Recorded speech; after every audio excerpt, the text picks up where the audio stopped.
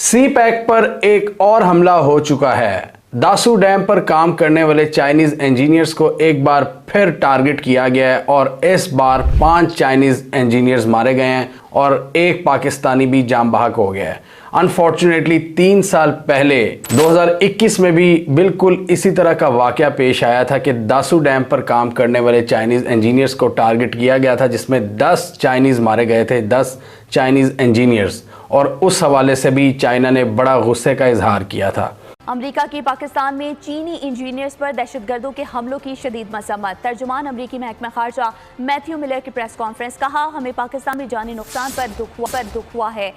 कराची के इलाके बल्दिया town 3 number में घर के बाहर दस्ती बॉम्ब हमले में 3 अफराद जख्मी हो गए। चाइनीज गवर्नमेंट के साथ, चाइनीज अवाम के साथ अगर हम कहते हैं कि पाक चीन दोस्ती जिंदाबाद, तो अमली तौर पर हकीकी मायनों में हम मानते भी हैं कि ये दोस्ती वाकई मजबूत है। और सी पैक और जो खटकता है ना जिनकी आंखों को, वो ये चाहता है कि सी पैक जो है वो कामयाब ना हो।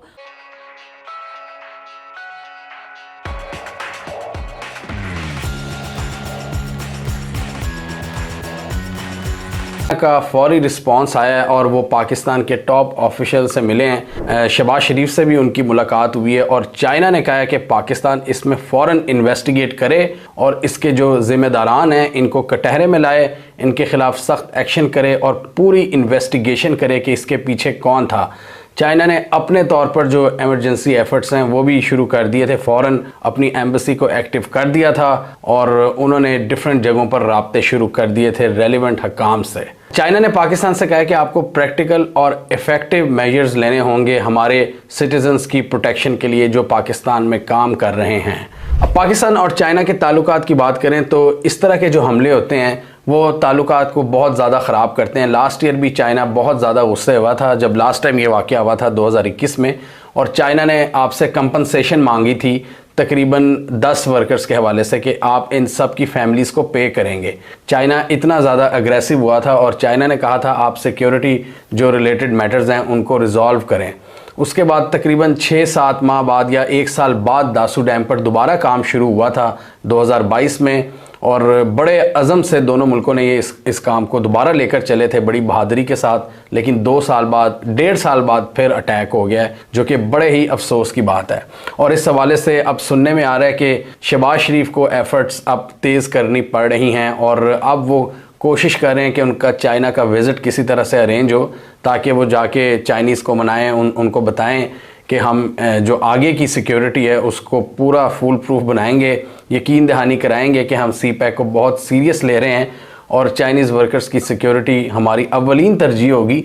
दहशतगर्दी तो एक कॉमन मसला है, हमारे भी सोल्जर्स शहीद हो रहे हैं, हमारे भी अवाम है वो भी दहशतगर्दी का सामना कर रही है। इन्हीं हमलों की जद में एक चाइनीज़ कॉन्वॉय भी आ गया है, तो इसलिए आपको इसको इतना ज़्यादा नाराज़गी इख्तियार ना करें, इसको रिकन्सिडर करें। शहबाज शरीफ का ये अब प्लान नज़र आ रहा है, ये एक्सप्रेस ट्रिब्यून के मुताबिक इस तरह की बात हुई है। शहबाज शरीफ अब पूरा जिसे कहते हैं ना हड़बड़ाई हुई कैफियत में है कि इसका क्या करना है, क्योंकि अभी थोड़े दिन पहले एहसन इकबाल ने चाइनीज़ एनवॉय से मुलाकात की थी और कहा था कि सी पैक को पूरी हम सिक्योरिटी प्रोवाइड करेंगे, सी पैक के पर काम करने वाले वर्कर्स को। अब दासू डैम की बात करें, ये भी एक बड़ा ज़बरदस्त प्रोजेक्ट है। 4300 मेगावाट बिजली पैदा करने की सलाहियत रखता है। बहुत बड़ा एक एनर्जी का प्रोजेक्ट है। जो यहाँ वर्कर्स काम कर रहे हैं उनकी सिक्योरिटी पाकिस्तान की अव्वलीन तरजीह होनी चाहिए। और बड़े अफसोस की बात है कि दहशतगर्दों ने एक बार फिर तकरीबन उसी हमले को रिपीट किया है जो 2021 में हुआ था, और डेफिनेटली ये पाकिस्तान को महंगा पड़ सकता है। पाकिस्तान ने सी पैक प्रोजेक्ट्स के हवाले से एक सेपरेट सिक्योरिटी यूनिट भी बनाया हुआ है जिसमें डिफरेंट लॉ इन्फोर्समेंट एजेंसीज के लोग काम करते हैं ताकि फुल प्रूफ सिक्योरिटी को यकीनी बनाया जा सके। और डेफिनेटली उसका हमने कुछ आउटकम भी देखा है कि जहां पर पूरा आपका वेस्टर्न महाज गर्म हुआ, वह सी पैक के प्रोजेक्ट्स काफ़ी हद तक सिक्योर हैं। और पाकिस्तान में जो तरक्की आनी है और जो चाइना के साथ हमारी दोस्तियां हैं वो आगे ना बढ़े, जिसकी वजह से इस किस्म की हरकतें की जाती हैं। और जो अफसोसनाक वाक़या पेश आया, खुदकुश धमाका, 5 चीनी बाशिंदे जो हैं वो इस अफसोसनाक वाक़े में हलाक हुए हैं। वज़ीर आज़म की जानिब से, पूरी तमाम सियासी क़यादत की जानिब से, वज़ीर दाखिला की जानिब से भरपूर तरीके से मज़म्मत भी की गई है इस वाक़े की। पूरी कौम इसकी मज़म्मत कर रही है। ये जो दहशत गर्दी और उनके सहूलतकार सबसे पहले जो इस मुल्क के अंदर मौजूद हैं ان کو کس طریقے سے قابو کیا جا سکتا ہے؟ ہو رہا ہے، کس وجہ سے ہو رہا ہے، کس نے انکریج کیا ہے، کون اس کا ذمہ دار ہے، تھوڑا سا اس کو ریکال کرنا بہت ضروری ہے تاکہ ہم اپنے ناظرین کو سمجھا پائیں کہ اس کی بیک گراؤنڈ کیا ہے۔ پہلے ہم ان واقعات کا ذکر کر لیتے ہیں مختصر۔ پچھلے 24 گھنٹے میں دہشت گردی کے 3 بڑے واقعات ہوئے ہیں جی، جو ایک ایسی صورتحال کو سامنے لا رہے ہیں کہ جس کا فی الفور اگر تدارک نہ کیا گیا رائٹ تو ہمارے پاس سوائے پچھتانے کے کچھ نہیں بچے گا۔ رائٹ، ایک بات تو یہ ہو گئی۔